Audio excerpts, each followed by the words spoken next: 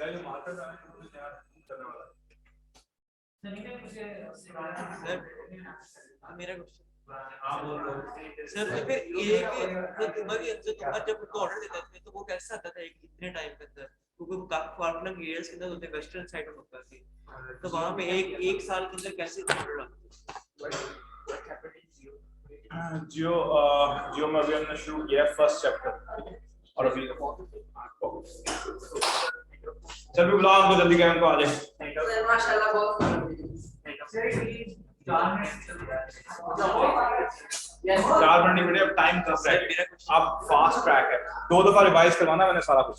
तो क्या एक साल के अंदर इतना तो ऑर्डर कैसे भेजते, किसी को भेजना पड़ता होगा कि एक साल के अंदर 3 मॉड्स होगी, लेकिन एक साल के अंदर वो कैसे ऑर्डर दें? तुम डिस्कस करना, तुमको प्यार करके भेज रहे नहीं, पहले वो हजरत तो वो क्या कहते हैं, हजरत अबू बैठे का था, उसके बाद उनके बड़े उनके भाई ने फिर हजरत साथ में आगे कंटिन्यू करते गए, वो आगे जाते गए, तो उसके बाद उनको ऑर्डर कैसे आता था कि आपने आगे जाना है वापस आगे मैसेंजर जाता है पीछे बताने के लिए, कबूतर होता है।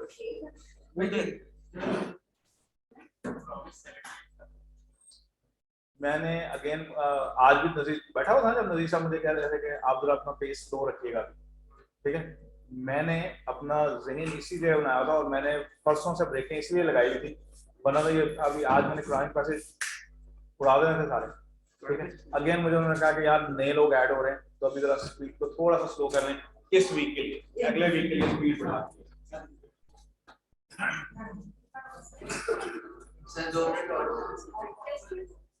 कैसा हुआ था?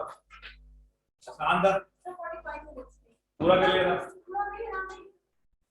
हो गया, यस, दैट्स द प्रैक्टिस जिसको हमने कंटिन्यू रखना है। जब तक आप इसको प्रैक्टिस करते रहोगे, इंशाल्लाह जब हम यहाँ प्रैक्टिस कर लेंगे ना, तो जब आप एग्जाम सिनेरियो में बैठोगे तो आप 5-7 मिनट पहले टेस्ट करोगे, ठीक है। अच्छा जी, मुगल्स, इससे पहले कोई रिकैप के क्वेश्चंस को लिखना कैसे है, कौन कौन से क्वेश्चन को कैसे करना है, आप लोगों के लिए, नए लोगों के लिए लिखें जल्दी से।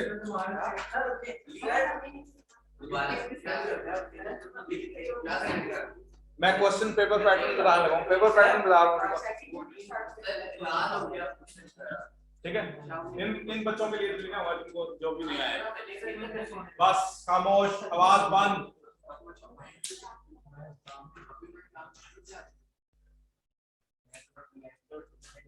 अच्छा जी, आप लोग समझिएगा, हाँ बिल्कुल।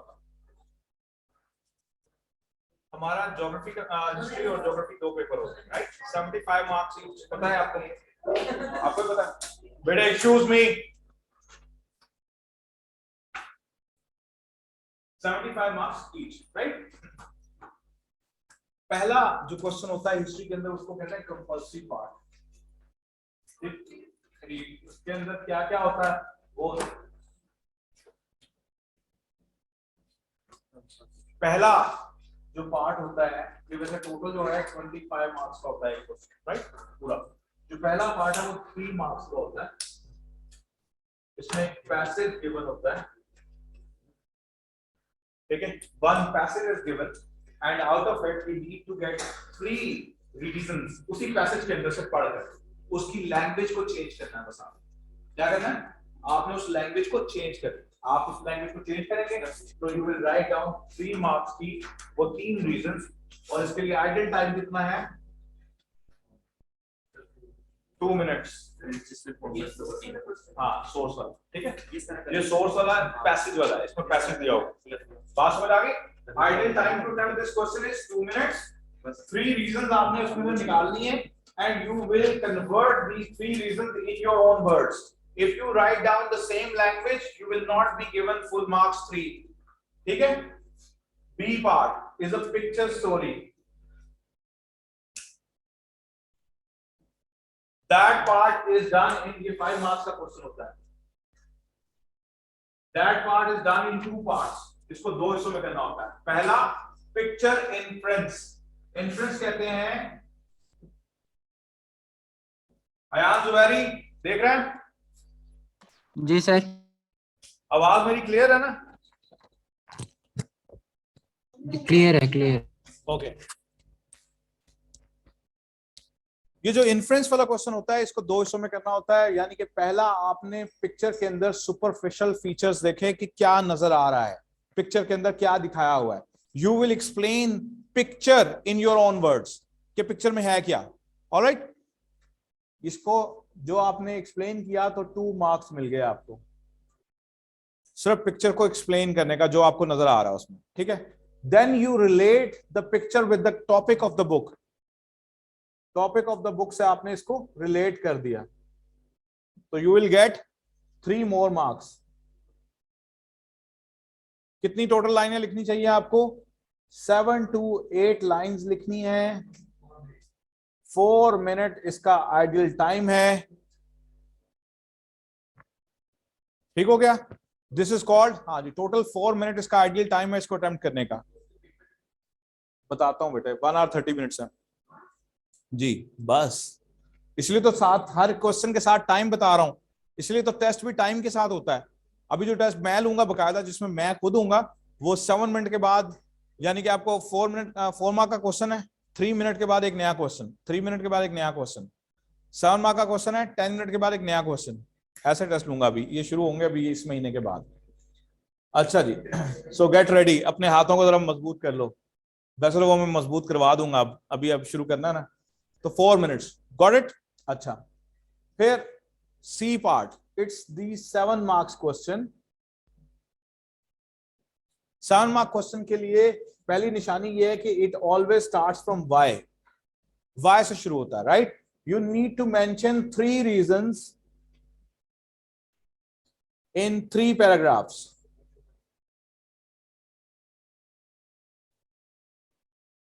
तीन सेपरेट पैराग्राफ बनाएंगे, 3 रीजन मेंशन करेंगे. अब उस रीजन का क्राइटेरिया क्या है कि कितनी होनी चाहिए. ठीक है. अगर आपकी एक लाइन में 11 वर्ड्स आप लिखते हैं तो नॉर्मली आप 22 लाइंस आपके लिए इनफ है. 22 लाइंस आपकी इनफ है. नहीं, no background, no background is allowed. Direct ये क्वेश्चन स्टेटमेंट से डायरेक्ट शुरू कर सकते हैं. Why did Shah Waliullah wish to revive Islam? Shah Waliullah wish to revive Islam because, आगे रीजन. नहीं, पूरी 3, अगर एक लाइन में 11 वर्ड्स हैं तो 22 लाइंस में इनफ है. 8 वर्ड है तो फिर अगेन आप उसको उसके मुताबिक देख लें. ठीक है. अगेन इस पूरे क्वेश्चन को अटेम्प्ट करने के लिए 10 मिनट्स हैं आपके पास. Ideal time to attempt this is 10 minutes. Got it? Okay. Yes, 7 marks. अच्छा जी, आगे देखते हैं.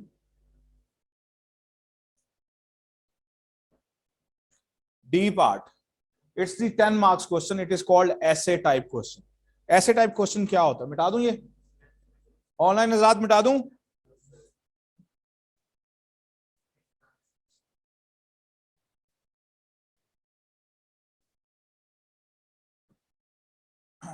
ये जो 10 मार्क क्वेश्चन होता है ना, इसको ऐसे टाइप क्वेश्चन कहते हैं. इसमें लेंथ ज्यादा होती है. It's like same like 14 mark question, but you need to squeeze the information little bit, right. जैसे कि आपको इसमें पैराग्राफ कितने बनाने, पहले ये समझिएगा. इंट्रोडक्शन, पहला पैराग्राफ इंट्रोडक्शन का होगा, जो कि 1 to 2 लाइंस में आप लिखेंगे. अगर आप 10 मार्क क्वेश्चन लिख रहे हैं, अगर आप 14 मार्क लिख रहे हैं तो 2 to 3 लाइंस होगा. That will be general but relevant to the question. General but relevant to the question, maybe context. Excuse me, आपकी आवाज ऊंची नहीं होनी चाहिए. ठीक हो गया? अच्छा. सेकंड, मोस्ट इंपॉर्टेंट रीजन, कोई भी जो आपको फील होता है इसमें मोस्ट इंपॉर्टेंट रीजन है, उसका एक पैराग्राफ बना दिया. It's like an argument, it's like an advocacy, that you are an advocate, you are just like advocate की तरह आप एक लिख रहे हो कि ये रीजन सबसे इंपॉर्टेंट थी. उसके बाद but whatever reason you will make important, it will be important. ठीक है. Examiner will give you marks depending on your knowledge, कितना अच्छा नॉलेज आप दिखा रहे हैं उसको. ठीक है. अच्छा, फिर मोस्ट इंपॉर्टेंट रीजन पहली हो गई. उसके बाद अदर रीजंस में आपको मैक्सिमम 10 मार्क क्वेश्चन हो, 14 मार्क क्वेश्चन हो, मैक्स आप 6 लिखेंगे रीजंस को. 6 से ज्यादा रीजंस नहीं लिखेंगे. और minimum 3, 4, 5, 6. For every reason you need to make one separate paragraph. Got it? For every reason you will write down one separate paragraph. ठीक हो गया? अब 6 रीजन लिखनी है, 6 पैराग्राफ. एंड में conclusion. This conclusion will be again 1 to 2 lines or 2 to 3 lines. It's up to you. ठीक है, 1 mark इसका मिलता है, 1 मार्क इसका मिलता है, याद रखिएगा जी. So again 10 मार्क क्वेश्चन के लिए आपके पास आइडियल टाइम है 12 मिनट्स. यस, ठीक है. 15 मिनट्स में करेंगे तो आपका अगला 4 मार्क क्वेश्चन समझ लें आपने जाया कर दिया, वो मिस हो जाएगा. ठीक हो गया, ये बात समझ आ गई? नहीं, वो आपको पहले लिखना पड़ेगा. जी सर. बेटे हिस्ट्री में it's like cat and mouse, you need to run from time. ये ऐसे ही है जैसे वो किसी जमाने में वो एक खेला करते थे, गेम का नाम मुझे भूल गया, वो नहीं, वो जिसमें भागते जा रहे थे पीछे वो एक आरी उतरी. नहीं टेम्पल रन. यस, ठीक है, हाँ टेम्पल रन. तो ये it's like a temple run, if you don't run you will be eaten up. ठीक है. So again this is a time, और अगेन ये वही बंदा कर सकेगा. अब देखिए, मैं बीइंग टीचर मैं आपको बता रहा हूं होता क्या है. हम जब प्रेशर में लिखते हैं ना, और हम घर में राइटिंग प्रैक्टिस नहीं कर रहे थे और हमने राइटिंग प्रैक्टिस नहीं की हुई, so in exam scenario when you will be sitting and writing down, तो सारे फैक्ट्स उड़ जाएंगे, सिर्फ जनरल किस्म की इंफॉर्मेशन आप लिखते जाएंगे, क्योंकि आपका दिमाग ट्रेंड नहीं है और वो नहीं करेगा उस वक्त काम. वो सर वो स्विच ओवर कर रहा होगा, ऊपर से एसी की ठंडक, एग्जाम का चिल, तो दिल बार बार बैठ रहा होगा, आवाजें आ रही होंगी. एसी बड़ा चिल होता है बेटे वहां का, एसी बड़ा चिल. जो भी बाहर से आता है तो सर मेरा हाथ देखिए कितना ठंडा हो. ठीक है. एनीवेज, ये तो था कंपल्सरी पार्ट. ठीक है. अगेन इसके टोटल मार्क्स हैं 25. ठीक है. Shut your mouth. अभी टाइम कम है, मैंने मुगल्स पढ़ाना है. अगर इनके लिए मुझे जरा अच्छा आगे सुनिएगा. जो सेकंड पार्ट है ना, उसके 3 पार्ट होते हैं. Again 4 marks, 7 marks the same way जिस तरह हमने पहले किया, 14 marks the same way, but again information बड़ी होगी. ऊपर 1 to 2 लाइंस नहीं था, 2 to 3 lines, conclusion 2 to 3 lines, max 6 reasons, minimum 3 reasons, right. और अगेन इसके लिए 15 मिनट्स. सर 14 आउट ऑफ 14 आ सकते हैं और आएंगे भी इंशाल्लाह. यस, आएंगे. लेकिन again details, you need to write down details, you need to depict the knowledge. ठीक है. ओके. 15 मिनट्स 14 मार्क क्वेश्चन के लिए, 7 मार्क क्वेश्चन के लिए 10 minutes. 4 mark question is like, अब 4 मार्क क्वेश्चन में क्या लिखना होता है? What, where, when, who, how. What, where, when, who, how. These are the dimension of this 4 mark question. What, where, when, who and how. ठीक है. नहीं, 7 to 8 lines, 1 paragraph, 3 minutes. ठीक है जी. ये है 3 मिनट्स. नहीं, प्लान आपके पास 2 मिनट फालतू बच जाएंगे. अगेन एक बात नहीं समझनी, अब बात समझने का टाइम नहीं रहा. आगे बोल. वो जो कहते हैं ना ये जनरल बात है, इस पे मैं बात नहीं कर सकता. मैंने अभी मुगल्स पढ़ाना. हाँ लिख लिया ना ये बेटे.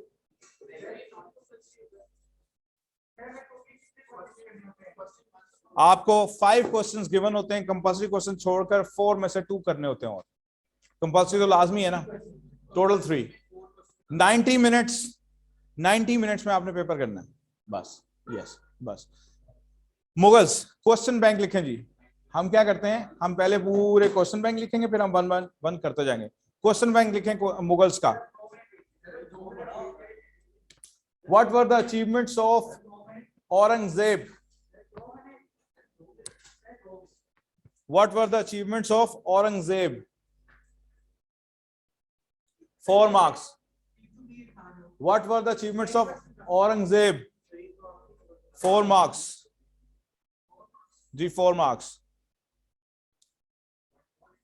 What were the achievements of Aurangzeb? हमारे सिलेबस के अंदर औरंगजेब से शुरू होता है। हाँ जी, पीछे वाला शाहजहां, अकबर, आप टू हेल्प विद देम, गोली मारो उनको। हाँ करवा दिया, लेकिन वो आप लोगों के लिए दोबारा करवा दूंगा। हाँ वैसे आप रिकॉर्डिंग भी ले सकते हैं सबसे, मेरे सारे लेक्चर की रिकॉर्डिंग मिल जाएगी। हाँ ये चैप्टर 2 है ना, ये चैप्टर 1 के अंदर था। टी टू मी रिलीजियस थिंकर्स के साथ, उसको रिलीजियस थिंकर के साथ मिक्स करना है, राइट, उसको इसके साथ नहीं ऐड करना। और सैयद एक पूरा चैप्टर है, 3rd चैप्टर है। उल्लू चुप हो जा। अच्छा जी हाँ नंबर 7 मार्क क्वेश्चन लिखें 2, बस एक ही, औरंगजेब का एक ही है। लिखें number 2, why did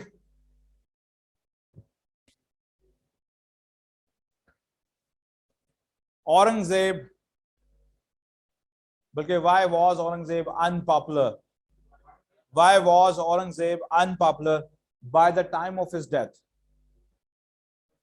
7 marks.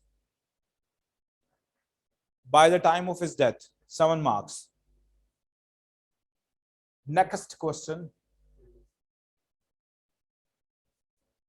Why was Aurangzeb's successors blamed for the disintegration of the empire? Why was Aurangzeb's successors why was Aurangzeb's successors blamed for disintegration of the empire? 7 marks. Why were Aurangzeb's successors blamed for disintegration of the empire? क्या? Disintegration.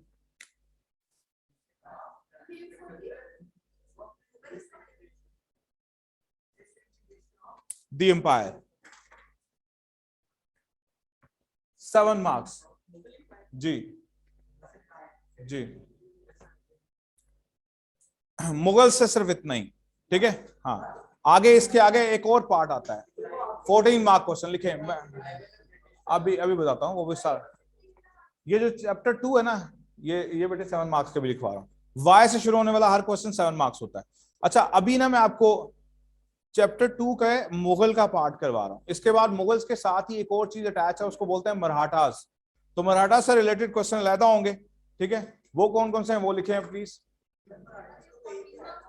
वो बेटे ये आपकी जो book है ना, ये 3 books हैं आपके पास यहाँ पे, जो आपका सिलेबस एक्सप्लेन करता है। पहली बुक है नाइजल कैली, दूसरी बुक है Nigel Smith.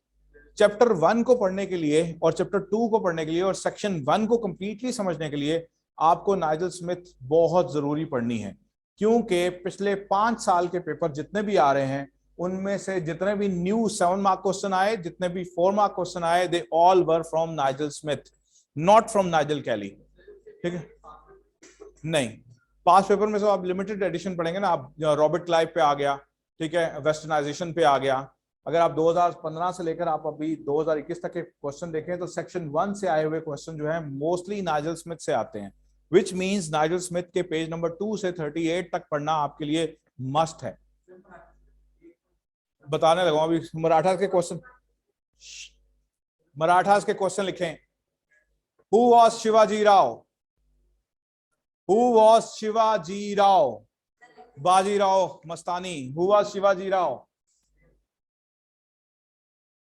Shivaji Rao. Yes. Who was Shivaji Rao? ठीक है, नेक्स्ट लिखें। Who were Marathans? Who were Marathans? इसी के आगे स्लैश करके लिखें, शिवाजी राव के आगे स्लैश करके लिखें Who were Marathans? 4 marks. Next लिखें Who was Ranjit Singh? Who was Ranjit Singh? Ranjit Singh काना, ये वही है, वही यस जी, ये बरेलवी वाला। मैं बताऊंगा, लिख तू। Who was Ranjit Singh? Who was Ranjit Singh? जी 4 marks. नेक्स्ट लिखें What was battle of Plassey, Plassey. What was Battle of Buxar? PLASSEY. PLASSEY. यार एक तो तुम बहुत ही नालायक हो.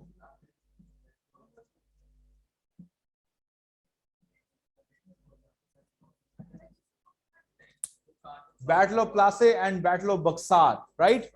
जी, Battle of Buxar. Next लिखें.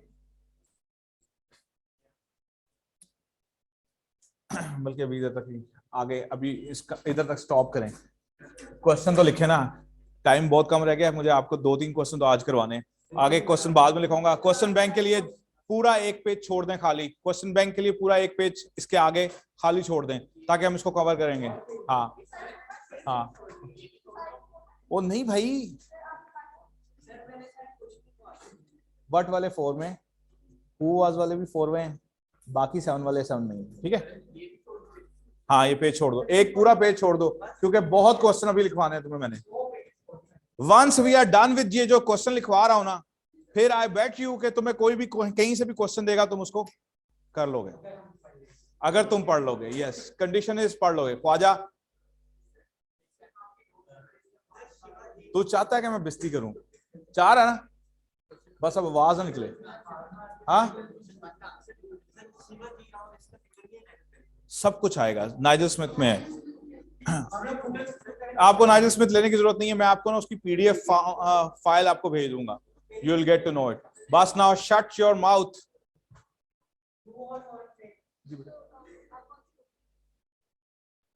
नीचे जाइएगा, सर नजीर को बताइएगा, आपको एक व्हाट्सएप ग्रुप में ऐड कर देंगे. ठीक है. इस्लामिक का ग्रुप अलग है, पाकिस्तान स्टडीज का अलग है जी. What were the achievements of Aurangzeb? लिखें जी.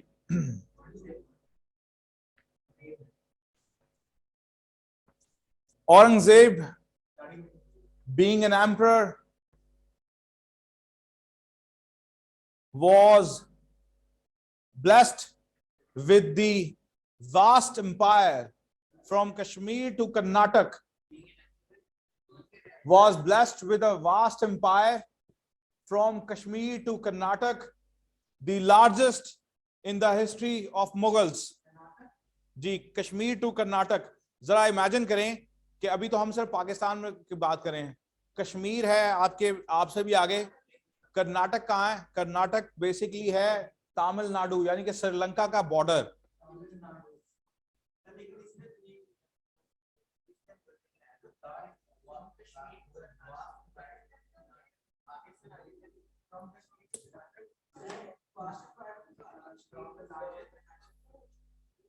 Was blessed with vast empire from Kashmir to Karnataka.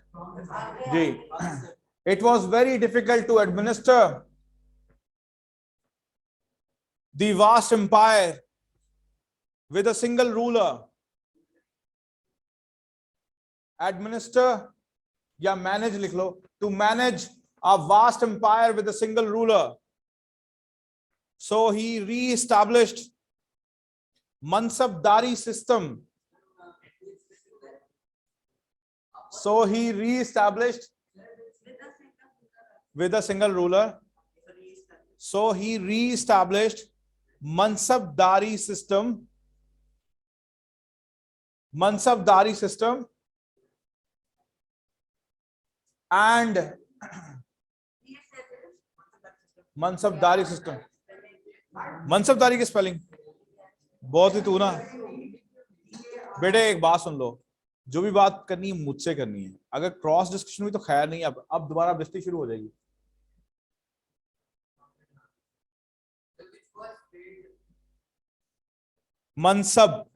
मनसबदारी system. ये मनसबदार थे बेसिकली. औरंगजेब से पहले अकबर ने ये रखे हुए थे मनसबदार. दे वर द वंस जो कि जिनका एक रूल था. वो रूल ये था कि जब ये मर जाते थे तो दे कैन नॉट बिक्वीड एनीथिंग. बिक्वीड कहते हैं कि इनकी विरासत नहीं होती थी, यानी कि कोई भी इनका जो पैसा था, एसेट थे, वो नहीं होते थे. All everything belong to state. They were very powerful because they were the image of the king, Mughal king का इमेज होते थे, दैट्स व्हाई वेरी इन्फ्लुएंशियल होते थे, हर इलाके का एक मनसबदार होता था, and it was appointed specially to relay the orders. होता यह था ना, देखो अब कश्मीर से कर्नाटक इतना बड़ा एरिया है, घोड़े की बैक पे आपने ट्रैवल करना है, तो जहां कर्नाटक में अगर कोई अटैक हो गया, रिबेलियन हो गया है, तो 6 महीने बाद दारुल हुकूमत आगरा में आके वो बताएगा कि भाई वो तो कर्नाटक जो है उसको तो उसने कब्जा कर लिया है। 6 महीने बाद फिर उधर से फौज जाएगी, वो इतनी देर में साल हो जाएगा, इतनी देर में वो सेटल हो गया वहां जो बंदा आ गया। So it takes time. तो फिर वहां पे पिजन्स रखे होते थे, और फिर वहां जो बैठा होता था बंदा वो खुद ही से डिसीजन लेता था, ठीक है, वो खुद ही से डिसीजन ले सकता था वो। हाँ जी, मिनिस्टर थे, जैसे मनसब, उसको मनसबदार कहते थे, मनसबदार मतलब ओहदेदार, ठीक है, और वो किंग की तरह पावरफुल होता था, किंग की तरह वो कोई भी फैसला ले सकता था। अच्छा एंड तो मुझे भी याद नहीं रहा, क्या बोले, लाइन बोले।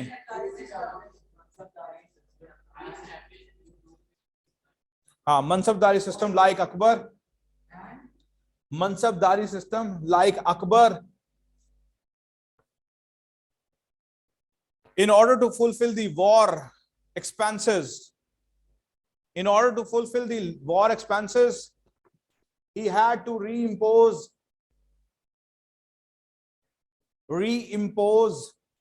spelling तो नहीं लिखना किसी के, he had to reimpose jizya tax, jizya, मुझे पता है अभी उसने बोलना है sir spelling, jizya tax. In order to fulfill the war expenses, he had to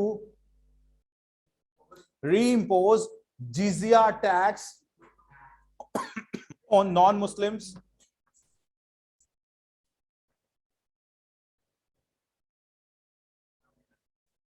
It was he who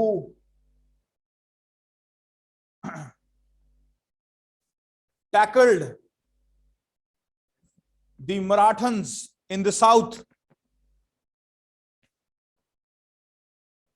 Though it took about 25 long years, though it took about 25 long years to curb down, though it took 25 long years to curb down, C-U-R-B, curb down, R-B, to curb down the Marathan element, curb, C-U-R-B, curb down the Marathan element in the south.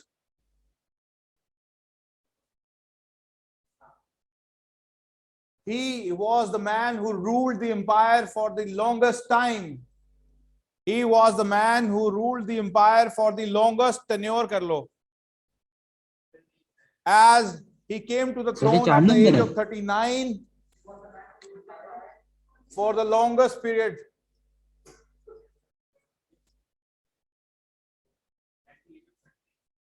Yes, he came to the throne at the age of 39.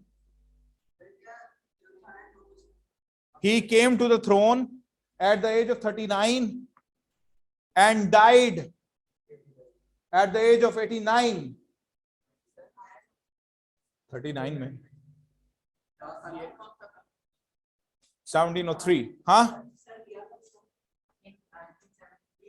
1973। अभी बताता हूँ, सब्र कर लो, सब्र, ये सारे तुम्हें time period बताऊंगा, अभी चुप करके बस लिखते जाओ, बस हाथ थके, 1 मिनट के लिए हाथ ऐसे करो जल्दी से, के लिए काफी है, जल्दी जल्दी जल्दी। अभी एक और क्वेश्चन लिखना है 7 मार्क्स।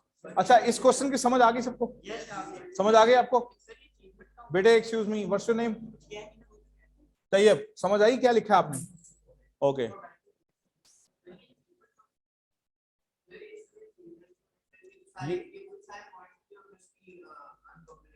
अगेन लिखने होते हैं, लेकिन अगेन ये उसकी पॉपुलैरिटी की रीजन भी यही थी।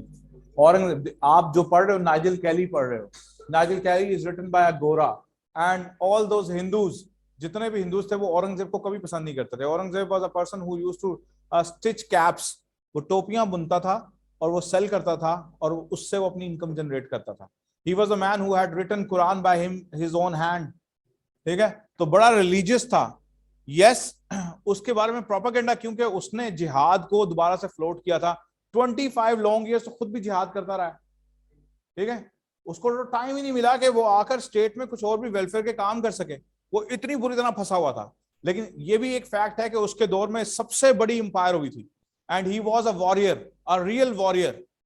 ठीक है, बाकी जितने भी रूलर्स आए, मुगल्स आए, वो वॉरियर नहीं थे, वो एक्स्ट्रावेगेंट थे। Akbar was a warrior but he was a very clever man. ही उसने शादियां की हिंदुओं के साथ, उसने दीन इलाही बना दिया, यानी कि उसने शाहरुख खान वाला काम किया। उसने कहा मेरे पास घर में मंदिर भी है और मस्जिद भी है, जान मा। This is what portrayed because you are reading a book of Nigel Kelly, otherwise it's not like that. He was the man, but because क्योंकि हमें हिस्ट्री हमें उस तरह से पढ़ाने देनी नहीं ना, हमें अपने हीरोज को तो जानना ही नहीं है, हमें उनको जानना है जो ब्रिटिश चाहते हैं हम उनको जाने। He wasn't selfish, you see, succession dispute तो अब मुगल्स के अंदर एक प्रॉब्लम ये था कि there was not a single succession rule, कोई रूल तो था नहीं रिटन डाउन के भाई ये रूलर बनेगा। ठीक है, Shah Jahan was the father of Aurangzeb, he had to prison him, उसने उसको इम्प्रिजन किया, 3 भाइयों को कत्ल किया, and after that he was the man who came to the throne at the age of 39। It was, but but he उसके पास choice नहीं था ना, he had to fight otherwise. अब पूरी टेरिटरी के अंदर लोग आपस में एक दूसरे से लड़ते थे। Jizya tax was something which was actually imposed by prophet Mohammad सल्लल्लाहु अलैहि वसल्लम। It was waved off during the period of Akbar. Akbar ने इन ऑर्डर, राजपूत थे पंजाब के अंदर और बड़े रफ एंड टफ किस्म के लोग थे, दूसरे लोग थे जट, और ये जो सिख कम्युनिटी थी, they were very clever and very strong. इन लोगों से डरते हुए उसने क्या किया, उसने कहा ओके, बजाय इससे कि इनसे मैं लड़ूं, इनको दोस्त बनाता हूं। दोस्त बनाने के लिए उसने क्या किया, उसने कहा ओके सर शादियां कर लो इनके साथ। तो उसने उनकी शादियां की, यानी कि जो बड़े बड़े सरदार थे उनकी बेटियों से शादियां की, उनको ओहदे दिए। जब उनको ओहदे दिए तो फिर he had to come up with a new religion, and that was offices. Palace के अंदर उसने नए नए ऑफिसेस दिए उनको कि भाई ये आपका ओहदा, ये आपका ऑफिस, ये आप बड़े, ये आपकी।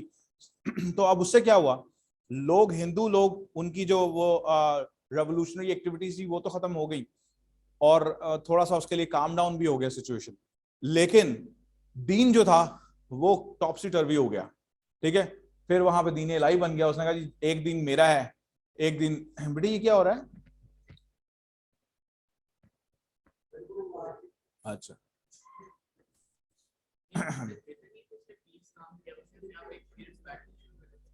हाँ, फेयर्स बैटल तो देखो ना, मुगल्स कोई भी थे उनको फेयर्स बैटल करनी पड़ती थी। उसकी वजह यह थी कि इलाका आप उस वक्त कैप्चर कर रहे थे। अगर आप आज की दुनिया को छोड़कर,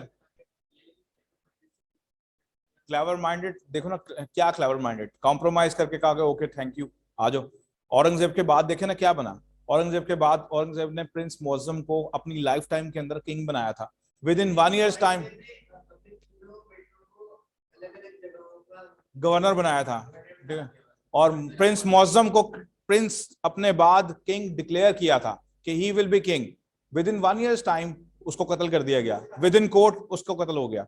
ठीक है, बाकी किंग से संभाला ही नहीं गया। ठीक है, ब्रिटिश आ चुके हुए थे और ब्रिटिश ने आकर मराठास को सपोर्ट करना शुरू कर दिया। उस जमाने में एक प्रॉब्लम चल रही थी, उसको कहते थे सब्सिडरी अलायंसेस, क्योंकि मराठन देखो ना, अब वो लोग वहां जो थे, जो नेटिव थे, वो किसी को क्यों एक्सेप्ट करें, और मराठन थे जिनको बारे में कहते थे कि ऐसे जंगजू थे कि किसी को बर्दाश्त नहीं करते थे, और अगर वो जंग हार जाते थे तो आग में जला देते थे अपने आप को जिंदा, वापस नहीं जाते थे, यानी कि हार के वापस नहीं जाना। So we have to win whatever. तो उन्होंने मुगल्स को दबा के तंग किया, और स्पेशली औरंगजेब को दबा के तंग किया। 25 साल लगे उसको मराठन्स को ठीक करने में। 25 साल बाद उसने कर लिया।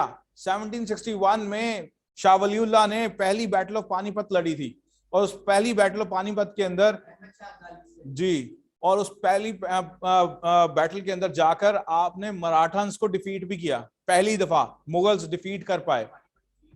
हाँ 1761 पहली पानीपत की तो 5 लड़ाई हुई हैं, 5, लेकिन पहली 1761 में जो हुई उसकी बात बता रहा हूँ। वो तो बहुत पहले चलेगी ना, पानीपत एक जगह है, उसमें बैटल्स तो बहुत हुई, लेकिन जो मैं औरंगजेब की टाइमलाइन की बात कर रहा हूँ, मैं पीछे वालों की बात नहीं कर रहा। औरंगजेब ने जो पहली शाह वलीउल्लाह के साथ मिलकर लड़ाई लड़ी थी मराठा के खिलाफ, उसकी बात कर रहा हूँ। हाँ 1761। देखो किंग किंग थे, लग्जूरियस स्पेंडिंग तो थी उनकी। अब ये तो नहीं हो सकता कि वो पूरे इंसान के बच्चे हों, ठीक है, थे तो किंग ना। और किंग भी, अब आप देखें ना कि नादिर शाह जब उसने अटैक किया पर्शिया से आकर, तो नादिर शाह उस जमाने में कहते हैं कि उस जमाने में मुगल से 800 अरब 800 बिलियन लूट कर लेके गया था जी। 800 बिलियन, जरा हिसाब लगाएं 800 बिलियन कितना होता है आज के दौर में। तो वो मुगल से उस वक्त लेके गया था, उसके बाद बावजूद मुगल खड़े हुए थे, उसके बावजूद मुगल रिच थे, उसके बावजूद ब्रिटिश ने आके उनको लूटा था। तो 800 बिलियन तो सिर्फ नादिर शाह लेके गया था।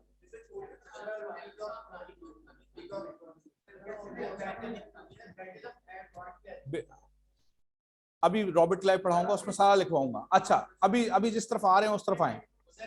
मैं वो 5 मिनट है इसलिए देख रहा हूं, मुझे भी पता है। लिखें जी question.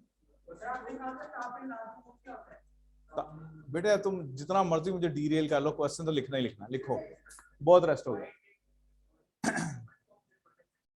Ji. Why was Aurangzeb unpopular by the time of his death. पहले लिखेंगे रीजंस, ताकि जब भी क्वेश्चन आए तो आपके जहन में फौरन रीजन आनी चाहिए। नंबर 1 पॉइंट्स जी। he abolished sati he abolished sati, an old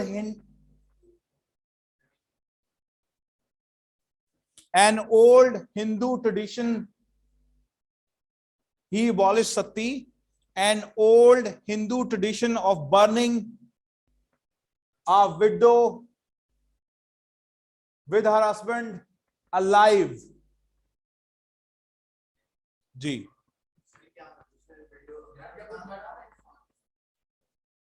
बेवा को उसके हस्बैंड के साथ जिंदा जला देते थे, दैट वॉज कॉल्ड सती। चलो थोड़ी सी एग्जाम्पल आपको बता दूं, जिंदगी में आपको दोबारा कोई मौका नहीं मिलेगा। सती बता रहा हूं, सती समझो होता क्या। Hindus they used to believe in, आज भी जो साउथ इंडिया उसमें आज भी ये होता था, अभी कुछ अर्सा पहले बैन हुआ है उसको। सती बेसिकली एक इनह्यूमन एक्टिविटी थी, नो डाउट। देखें आप किसी इंसान को, जिंदा इंसान को जला दें, ये तो बहुत ही खतरनाक बात है। तो Aurangzeb was the first man जिसने ये काम किया था। क्यों किया था? औरंगजेब को क्योंकि था तो मुसलमान का बच्चा ना, उसको कभी भी ये बात पसंद नहीं आनी थी कि कोई इंसान किसी दूसरे इंसान को जिंदा जला दे। Hindus they used to believe in the concept of आवागॉन। आवागॉन क्या होता है? आवागॉन का कॉन्सेप्ट ये है कि दे बिलीव के हर इंसान जो है वो जीता है मरता है, जीता है मरता है। अगर उसने नहीं, अगर उसने इस जन्म में अच्छे काम किए हैं तो वो अगले जन्म में इंसान पैदा होगा, और अगर उसने अच्छे काम नहीं किए तो वो जानवर पैदा होगा।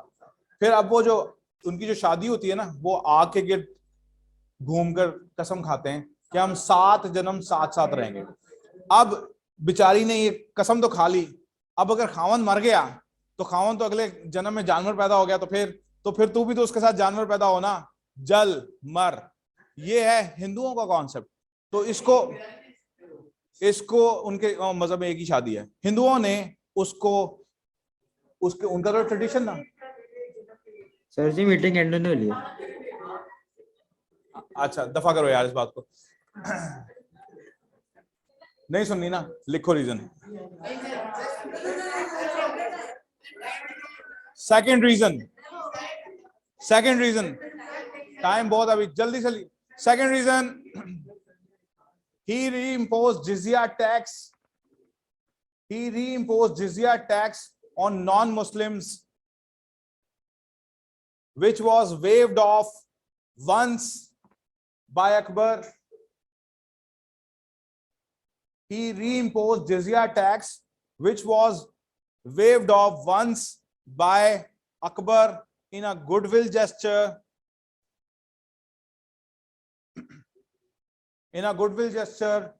Hindu community and non-Muslims at large